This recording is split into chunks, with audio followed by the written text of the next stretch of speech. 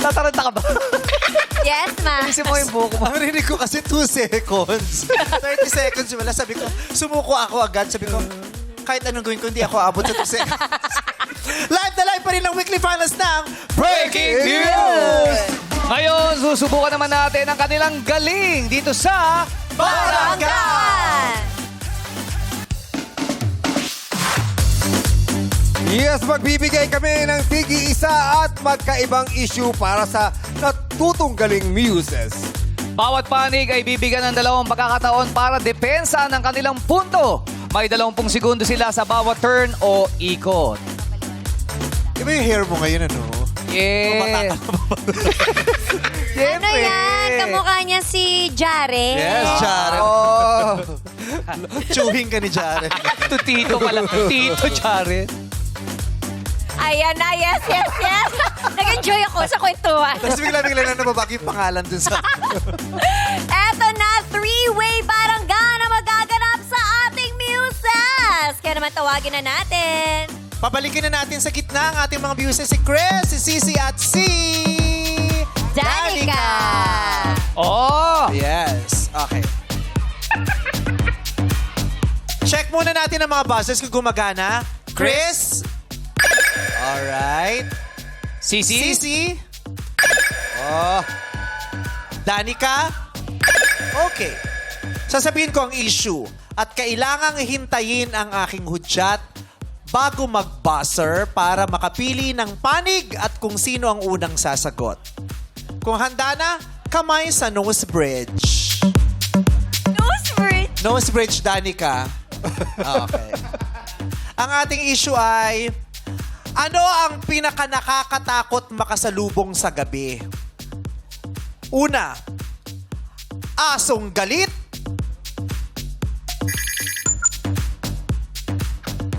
Multong pangit. grabe na kay Ryan. Holdaper na gipit.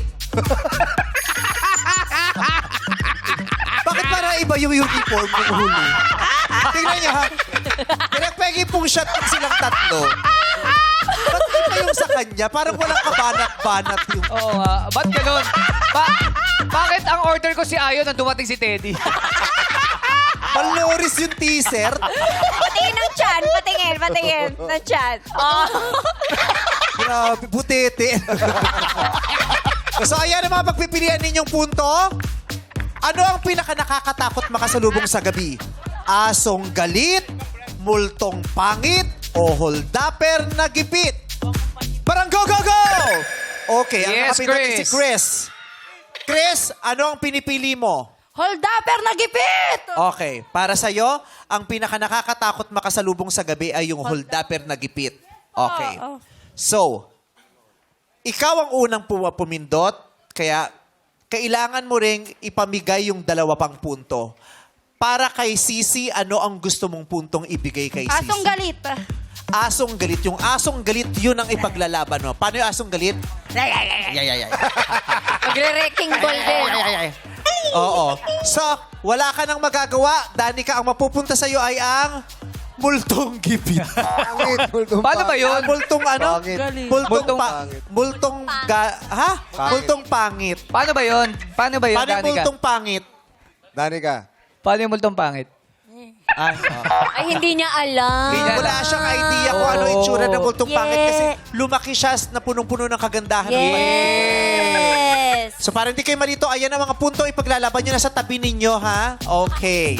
So, Chris, sino una magsasalita? Si Danica. Danica, ikaw ang una. Sinong pangalawa? Siya po. Si Sisi at huli ka. Yes po. Chris, okay?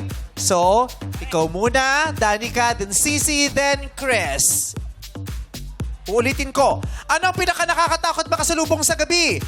Holdaper na gipit, ang sabi ni Danica. Your time starts now. Mas nakakatakot ang multong pangit kasi pag nakasama mo sa gabi at hindi mo siya alam, hindi mo alam kung, oh my God, multo ba to? Ganon. Mas nakakatakot ang multo na gipit kesa dito kasi ganito makakasama mo. Pagkakamali mo pang holdapper eh. Eh yung aso kapag nakagat ka, makaka-anti-rabies ka pa. Papangit ka din doon. Kaya mas gusto ko... Stop! Ay, Ay, teka naman, ma. Ang susunod na magsasalita ay si Sisi. Ay, teka naman, ma. Bakit naman nakakatakot yung multong pangit? Hindi makikita sa umaga yun. Diba? Eh di yung mga yung mga asong galit araw-araw yan. Kahit saan kanto, kahit saan. Pero hindi ko sinasabing pati mga stray dogs. Pero pag nakagat ka, siguro magiging multong pangit ka. Charis. Yeah. O, diba? Diba? Ganun, Chris. O, ano? Madedefend mo? Ano, masasabi ka? Ha? Ano? Stop! Oras muna, Chris. Hold upper nagipit, go! Maging realistic tayo. Hindi totoo ang multo at ang aso kapag galit, pet lover yan. Mas nakakatakot na magipit tayo sa hirap. Panakawan tayo. Diyos ko naman, maging realistic tayo sa buhay natin. Mas mahirap na walang salapi! Woo!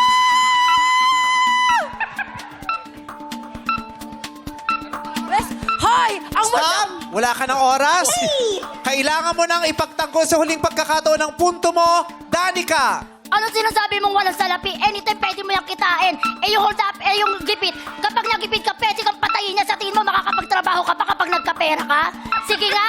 Kaya wag mo sasabihin sa akin na hold up, nagipit ang mas matatakot ka sa multong. Bakit? Dahil hindi mo alam, baka mamaya hold up din yan o asong galit pa yan. Diba? Ikaw na ulit, Sisi. Go! Eh, teka lang naman. Hindi paano naman yung hold upper na gipit kung nakagat ng kasong galit, di ba? Eh, di Gigi ka rin, nagkarabis ka pa, tapos wala ka pang pera, di wala kang na-hold up. Eh, yung multong pangit naman, hindi naman yung nakakasakit ng buhay. Anong gagawin naman yun, di ba? Sa tingin mo, makakasakit mo yung multong pangit sa umaga? Hindi rin naman, di ba? Ganun lang yun, di ba?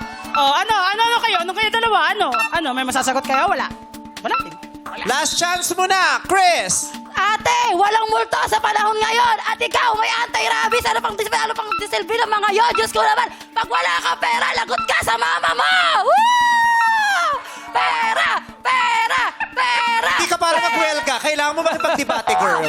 Yung multong pangit, Diyos ko naman, okay lang yan. Tapos takot sa akin yung multo. Yung aso, pet lover ako, okay lang yan. Ah! Stop! Naubos ang oras at naubos na rin ang mga sasabihin nila. Pet lover. Ang mahalaga yung aso, pet lover. Yes. Dapat pet lover ang At aso. yan, ang baranggaan ng ating Breaking News Weekly Finalist. Salamat sa inyong tatlo at good luck. Yes!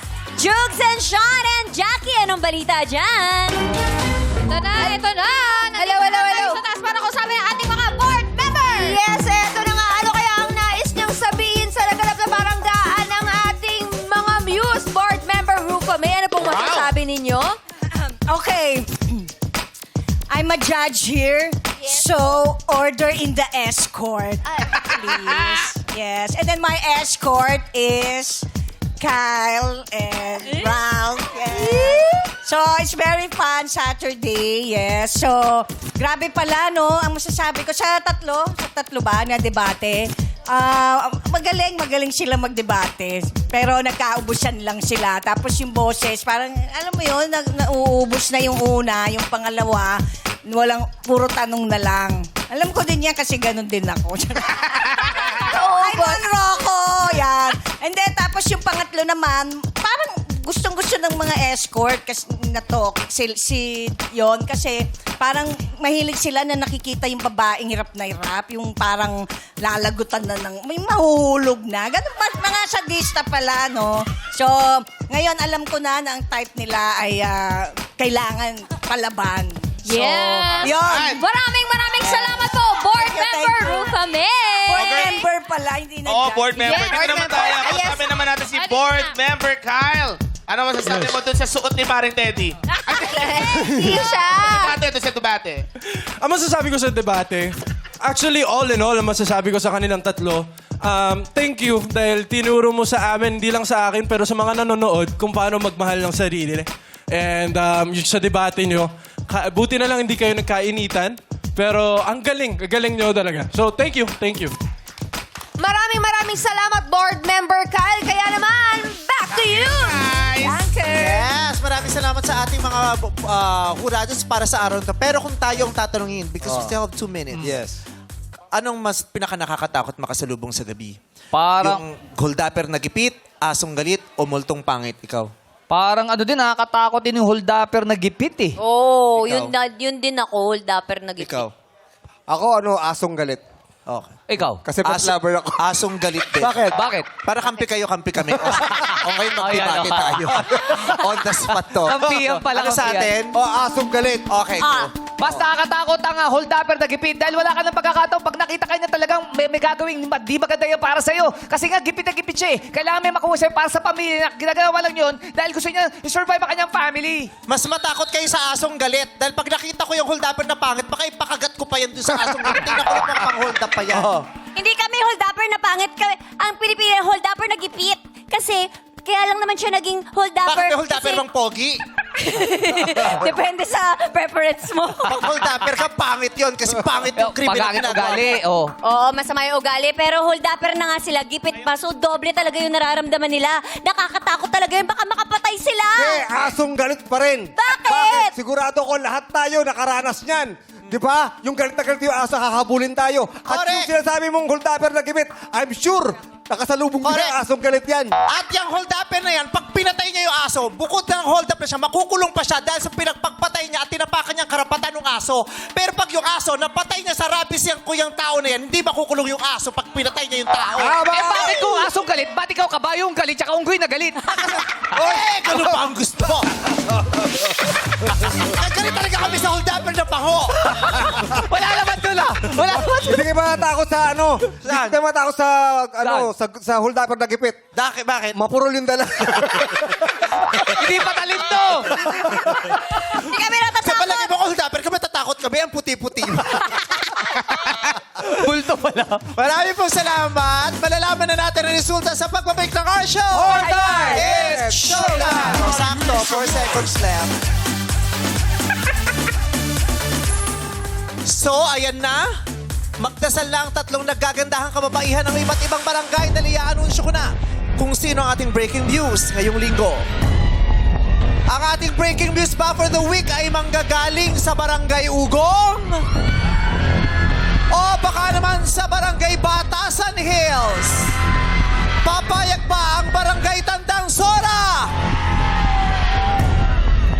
Our breaking news weekly finals winner is...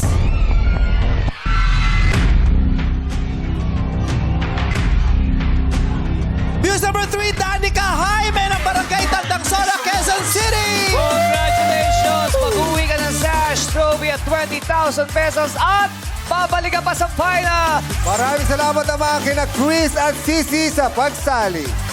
Kung ang looks ay hulugan, abay advance sila sa confidence pa lang. Yan ang ating mga pangmalakasan dito sa Breaking News!